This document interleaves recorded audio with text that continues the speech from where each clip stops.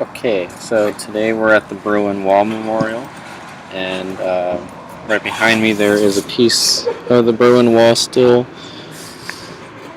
intact. I think you can see it, and untouched. And further to the left, there are remnants of the wall and still poles signifying where they were, as well as where the buildings that were torn down were.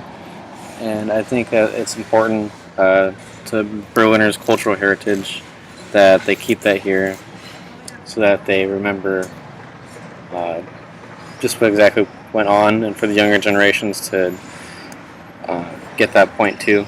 I feel like it's still recent enough where people here still remember the wall, and it's very living for them. It's not so much a past history like some of the older buildings here would be in Unter den Linden. I feel like it really brings it home that they're willing to commemorate the wall instead of getting rid of it completely. I know in a lot of sections of the Berlin, there's not a lot left of the wall, or even spaces signifying where the wall was. And here is a whole memorial for it. It has the guard towers and pictures and stories from people trying to escaping. It has lines in the grass commemorating where the tunnels were built for people trying to escape. And it's weird to see in a perfectly normal neighborhood now. It's hard to imagine that there was a wall there once, and that it wasn't a complete city and it was really divided. It's like 30 years ago now, so it's much easier to picture that when you have living memory.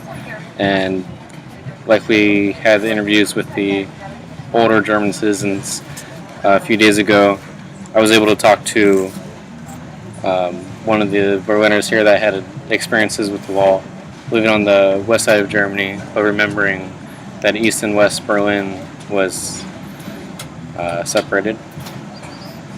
And I think hearing stories like that, reading the book helps a lot too to understand the background, but hearing the stories and seeing the pictures and seeing the wall in person brings it all to life. And you get a picture of it in your head when you read, but you don't get that same experience obviously if you're actually there and experiencing it in person. So seeing memorials like this really show how historic Berlin is, and not just in old history, but very recent history as well. And it's also important to remember that people died trying to cross this wall, and in that same space that we were walking in, and that over there, that it was sort of a no man's land, or the death strip. So people very well may have died or gotten injured or captured trying to escape and walk in those same grounds, and it's very moving. So overall, I like this memorial. I think that it's not a big attraction in Berlin, but it's something that is definitely important to Berlin. So here you go. Thank you.